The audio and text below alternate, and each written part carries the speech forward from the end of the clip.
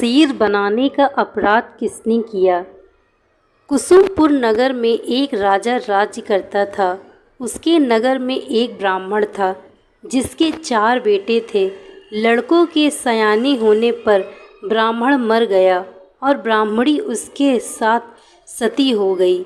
उनके रिश्तेदारों ने उनका धन छीन लिया। वे चारों भाई नाना के यहाँ चले गए, लेकिन कुछ दिन बाद वहाँ भी उनके साथ बुरा व्यवहार होने लगा।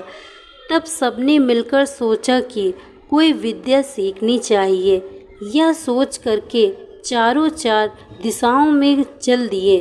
कुछ समय बाद वे विद्या सीख कर मिले। एक ने कहा, मैंने ऐसी विद्या सीखी है कि मैं मरे हुए प्राणी की हड्डियों पर मांस चढ़ा सकता हूँ। दूसरे ने कहा, मैं उसके खाल और बाल पैदा कर सकता हूँ।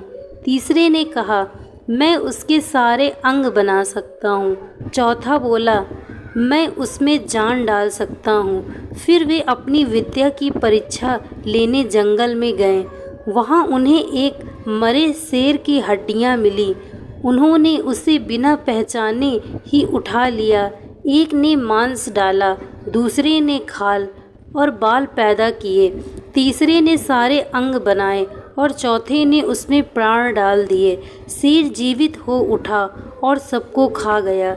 यह कथा सुनाकर बेताल बोला, हे राजा, बताओ कि उन चारों में शेर बनाने का अपराध किसने किया। राजा ने कहा, जिसने प्राण डाले उसने, क्योंकि बाकी 3 को यह पता ही नहीं था कि वे शेर बना रहे हैं, इसलिए उनका कोई दोष नहीं है। यह सुनकर बेताल फिर पेड़ पर जा लटका। राजा जाकर फिर उसे लाया। रास्ते में बेताल ने एक नई कहानी सुनाई। Thank you so much watching this video. Like share